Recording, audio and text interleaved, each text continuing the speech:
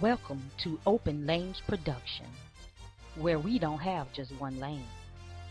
Let's get it.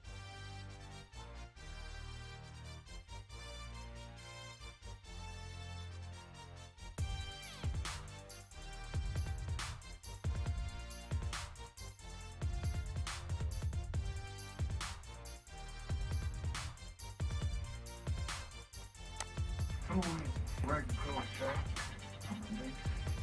Is that everyone who's coming? Well, y'all, thank you for coming out. We'll tell you what we know. National Transportation Safety Board Chairman Robert Sumwalt is on his way here. We've been in communication for some time now. And of course, they will conduct a thorough investigation, as will others.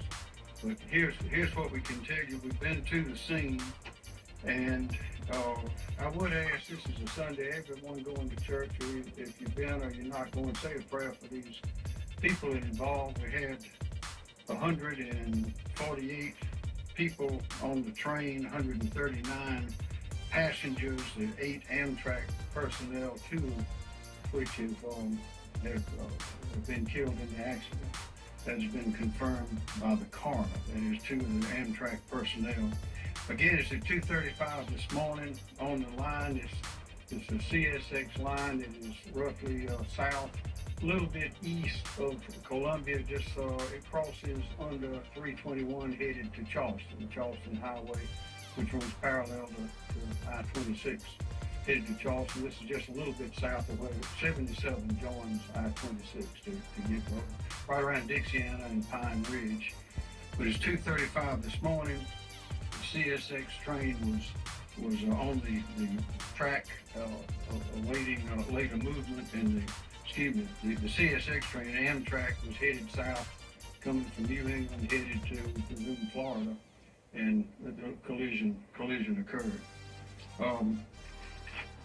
116 people have been taken to local hospitals. Some have very minor injuries, some are a little more serious.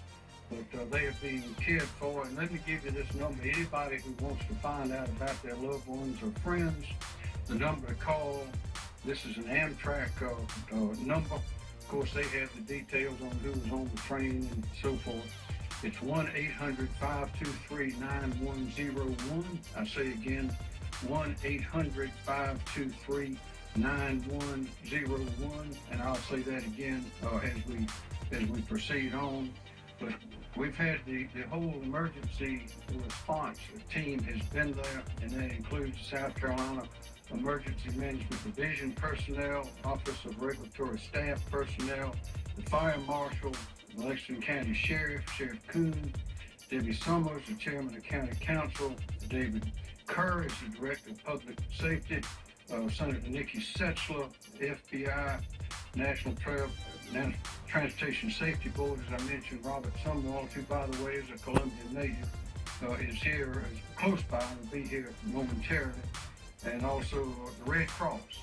And the people who are passengers are on the train are at the Pine Ridge, is that right? The Pine Ridge School, which is just across the street here, and the Red Cross is there, and they've been feeding them breakfast and taking care of them and trying to get in touch with their relatives and to make people comfortable. Right now, when we were over there earlier this morning, there were probably about 35 passengers were there. Others had left the scene. Others, of course, had gone to the various hospitals for their mainly minor injuries. But we'll keep you up to date as we go forward.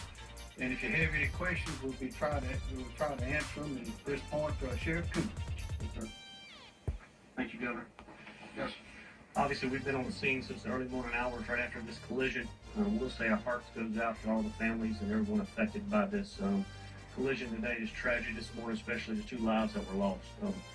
The response was simply amazing. It was all hands on deck to get these folks off this train. All of the law enforcement, we received help from multiple city jurisdictions within the area and the highway patrol. Of course, all the county public safety, everybody working together.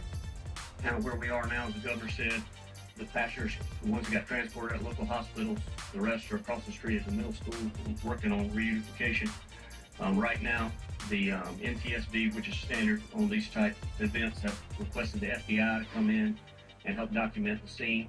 They have in turn requested our state highway patrol's MATE team, our reconstruction team. They're on the scene now starting that process. So we will have our deputies down there until that's completed. And that is kind of where we are on the law enforcement side of things. Harrison Cahill, our public information officer for the county, can brief you now on their response as far as fire and EMS.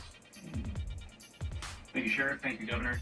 Like you said, my name is Harrison Cahill. I'm with the County of Lexington Public Information Office. That's HARRISONCAHILL, and I'm here to update you a little bit about the public safety side from the county. At this current time, we have scaled back our response to this incident. That's fire and EMS. However, our EOC is still stood up, and we are assisting in the recovery phase of this incident. Just to give you guys a little bit of a timeline as to how this rolled out, our county 911 received the call at 2:34 a.m.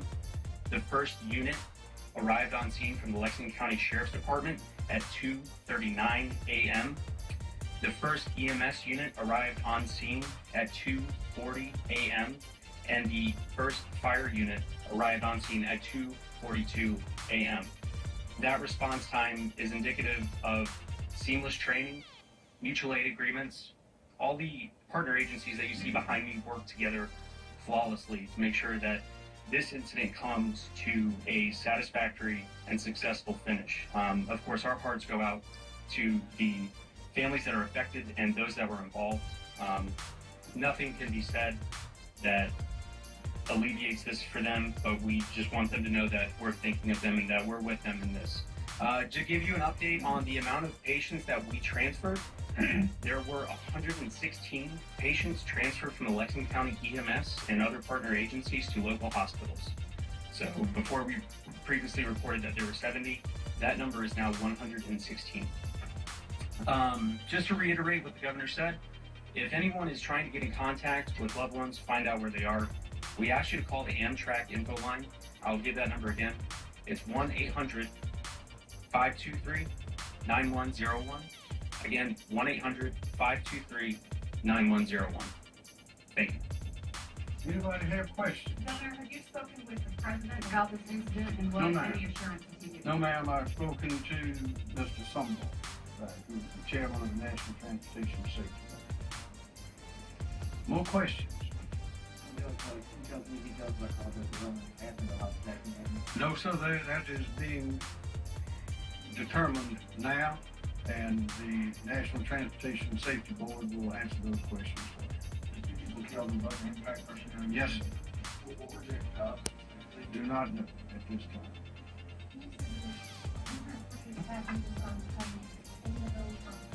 No, ma'am. It's 148 total, and 8 were involved.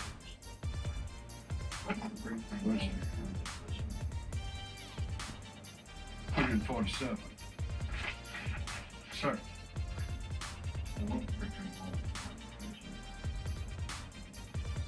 Does anyone have the answer to that? It looked empty to me. No, we went down at this time, we think the freight train was You know where the freight train's headed from, Governor? No, sir, but it was pointed north. in. It was stationary. It was stationary. There's several tracks at that location. I believe there were 3 tracks there. Can someone here characterize how these tracks come together? Obviously, if you had one stationary and one. Our information, subject to correction, is that this was not the main line. That is, this was a loading track or a side track. Where the CSX train was stationary at the Yes. time? Yes. And where the collision took place. But that's subject to verification. Governor, can you give us some details about your conversations with the survivors of the cross bridge middle school? What were their spirits like? Their spirits were unusually good. The Red Cross is a fabulous organization, and as the sheriff said, this was all hands on deck. Everybody is there, comforting those people, helping them get in touch with their loved ones, trying to find their baggage, a lot of the luggage has been removed. Of course, from the baggage car, which was the final car on the Amtrak train, which was an engine, six cars, and a baggage car. And so the luggage that's in the baggage car has been removed. The luggage that is inside the other cars is being removed now and will be identified and sent back to those people. But the Red Cross had breakfast and coffee and plenty of people, and in the gymnasium there, the spirits were, under the circumstances, were very good. You went over to the site of the wreck. How would you describe what you saw? Well, it's a horrible thing to see, to understand the force that's involved. I mean, two trains, that's about as forceful as you can get. The engine of the first engine of the freight train, of course, was torn up, and the single engine of the passenger train, the Amtrak train, which is headed south, was barely recognizable. It's quite a crash, and it's, as you know, we take great pains to see that these kinds of things do not happen, but unfortunately they do from time to time. No one was on the CSX train. That is our information, that no one was on that train. You also very good how fast the Amtrak train was traveling. I do not know. Someone estimated around 59 miles an hour, but I do not know. Mr. Sumwalt, I'm confident will have that information. How many people are at the train? There were the passengers. I counted about I think 32, but some had left, and some passengers had just gotten on in Columbia and had been picked up by loved ones or relatives or friends and had left the scene and had not gone to the school. But we're putting all that information together, and we have a precise count. Of course, Amtrak knows exactly who was on the train, and they are studiously getting that information together. Can somebody from EMD or maybe other law enforcement agency talk about the training that we go through here in South Carolina for mass casualty incidents? What sort of preparation y'all do? This is Kim Stinson. Yeah, Kim Stinson from State EMD. All disasters or emergency situations have a lot of common factors, and in this particular case, there was certainly emergency medical operation.